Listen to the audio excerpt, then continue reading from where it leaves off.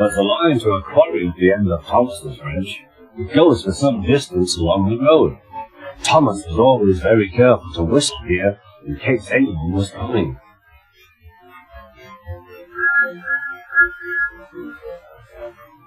Early one morning, a large policeman was sitting close to the line. Thomas liked policemen. He had been a great friend of the constable who had just retired. Peep, peep, he whistled, "Good morning."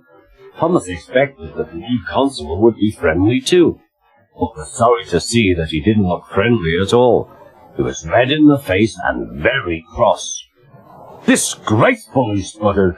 "I didn't sleep a wink last night. It was so quiet, and now engines come whistling suddenly behind me." "I'm sorry, sir," said Thomas. "I only said good morning." The policeman pointed to Thomas. "Where's your cow-catcher?" he asked. "But I don't catch cows, sir." "Don't be funny," snapped the policeman. He looked at Thomas's wheels. "No side plates either," and he wrote in his notebook. "Engines going on public road must have their wheels covered and a cow-catcher in front to protect people and animals from being dragged under the wheels if they stray onto the line. You haven't, so you are dangerous." "Rubbish," said Thomas's driver. "We've been along here hundreds of times and never had an accident." "That makes it worse," the policeman answered. He wrote "regular lawbreaker" in his book. Thomas puffed sadly away.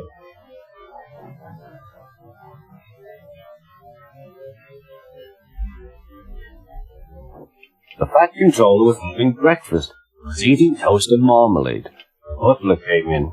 "Excuse me, sir, you are wanted on the telephone." "Bother that telephone," said the Fat Controller.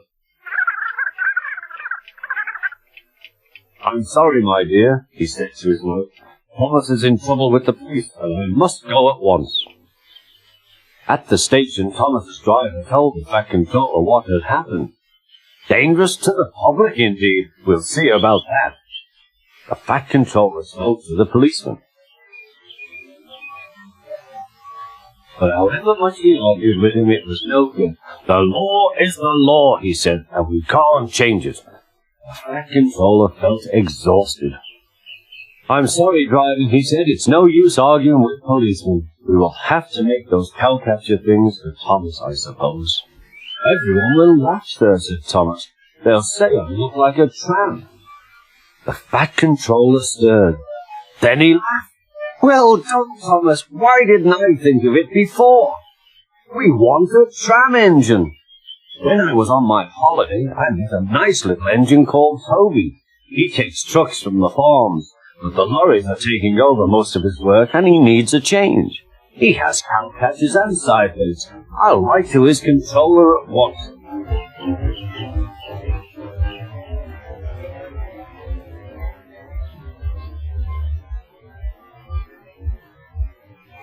A few days later, Toby arrived. "That's a good engine," said the Fat Controller. "I see you've brought your coach, Henrietta." "You don't mind, do you, sir?" asked Toby. "The station master wanted to use her as a hen house, and that would never do." "No, indeed," said the Fat Controller. "We couldn't allow that."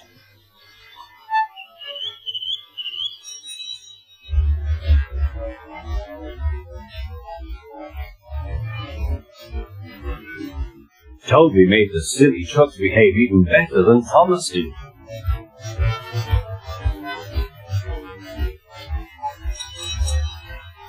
"Oi, you!"